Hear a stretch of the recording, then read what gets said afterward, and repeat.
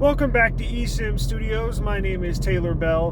No live stream today, but I did want to touch on some news for today.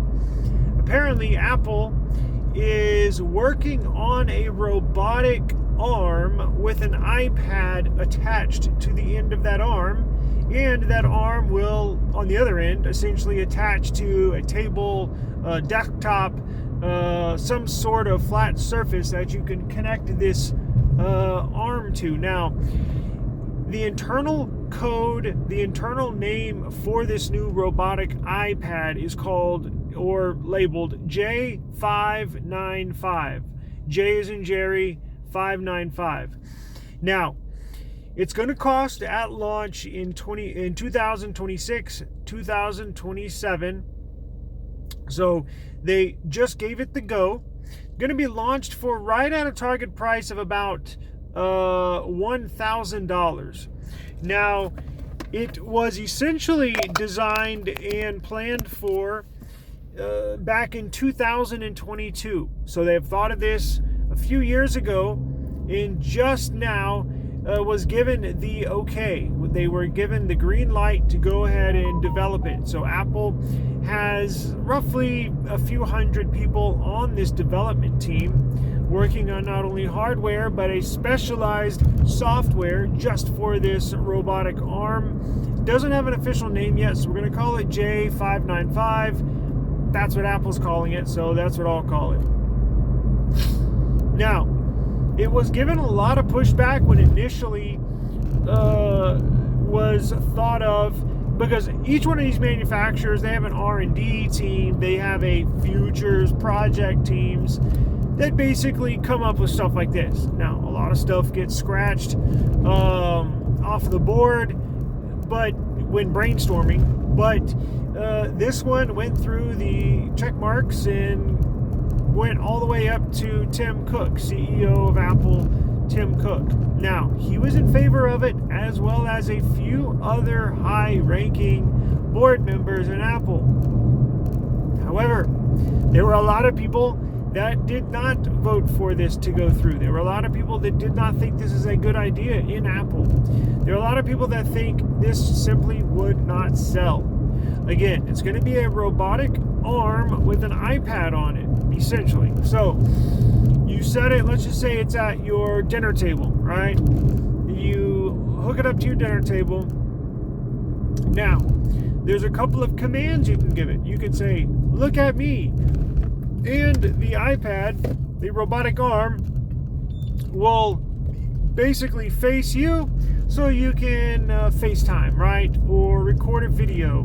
And it will not only find the subject that said, look at me, it will also automatically adjust resolution to you. So it'll be used for FaceTime, it'll be used for conferencing, it will be used for whatever. It'll have touch input so you can interact with it through your voice. This will be controlled by voice, mainly controlled by voice and Apple Intelligence, AI. However, it does have touch input, so you can interact with it just like a normal iPad. But it does make me wonder how much they're going to sell. Now, Apple, as you know, they sell a ton of products, right? That's no secret. But is this going to be geared? Are they going to market this more for conferencing, more for businesses? Are they going to market this for the smart home? It's going to be a smart home controller. But I wonder, would the average person buy one? Of course, people are going to buy one just because it's the new Apple product. Sort of like the Apple Vision Pro. As time has gone on, we can all see that the Apple Vision Pro wasn't really ready for prime time. It was ready, but there's just not that many apps, right? Now, this is going to be different. It will be iPad-like, so there's going to be 1,000,001 apps for it. It will have specialized software because it's going to cater to those that do want to video conference. It's going to cater to those that would or should I say perhaps that do FaceTime a lot. So whether you have it at your dinner table, whether you have it in your home office, that's what it's going to be geared for. I want to know your opinion. What do you think about it? Do you think it would sell? Do you think Apple is crazy for putting something like this out? Look, they've been awarded the benefit of the doubt, Apple, to produce a product. May not sound like it's a big hit, because this is a leisure item. This is a want, not a need. Basically, cell phones at this point are a need. Now, look, do you need a phone to survive? No. Wants and needs. A need is water. A need is food. A want is a steak. A want is shrimp, right? A want is a Dr. Pepper.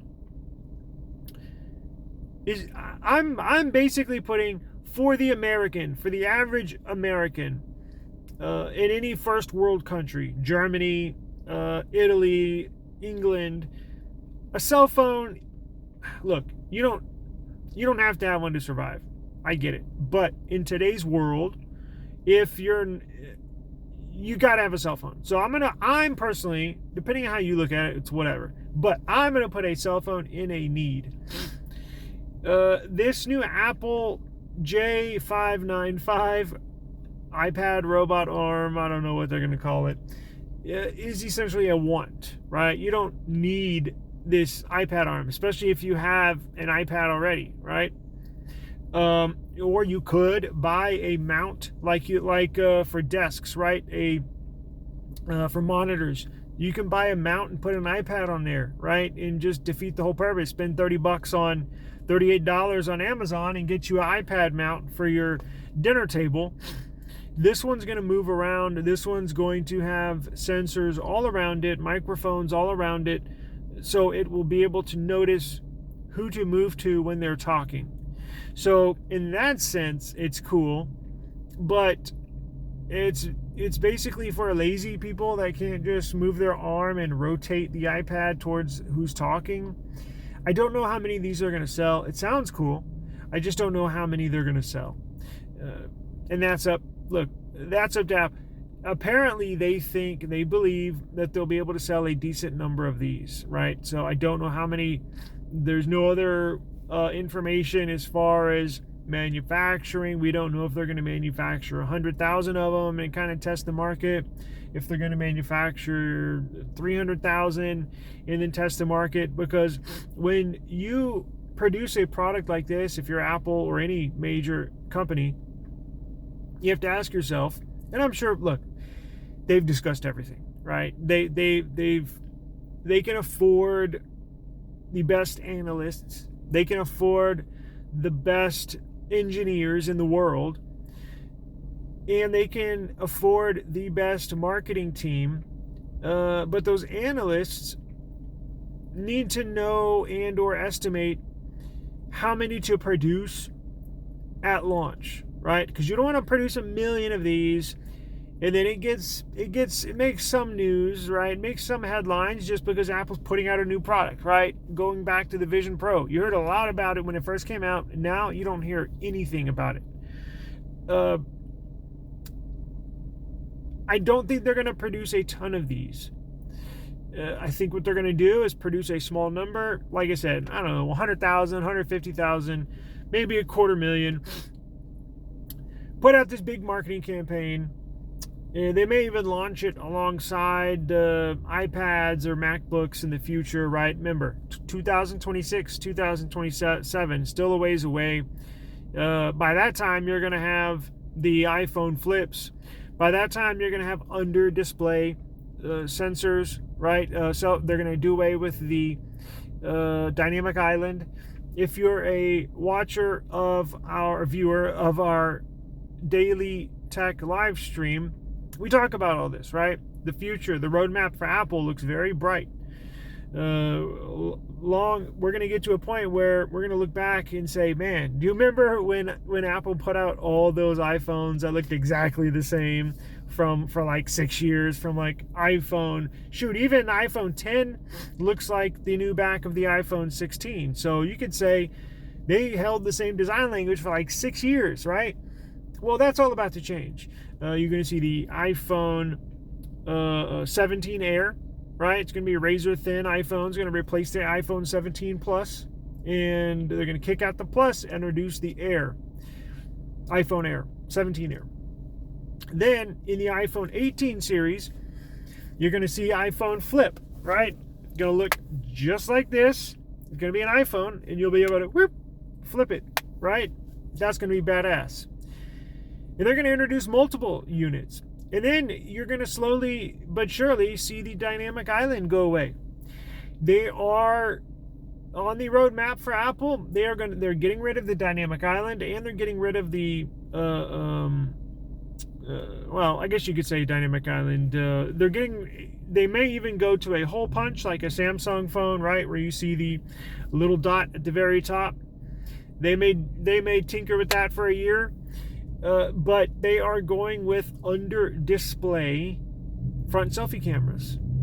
So you're going to see that introduced here in the next few years. So you're going to see Apple, and that should be around the time that they release this Apple J595, the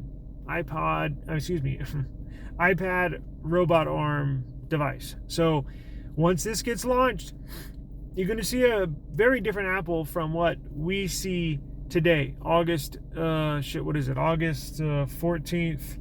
Is it 14th? Yeah, August 14th, 2024. Very, very, very different Apple. So as we get rolling, as time goes on, you're going to see many, many, many changes.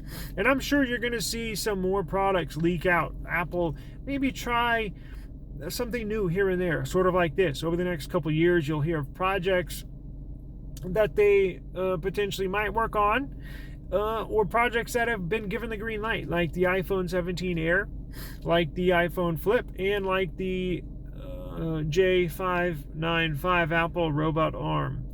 So very exciting times for Apple. If you're an Apple fan, you have a lot to look forward to. I think this is just the beginning of the new Apple.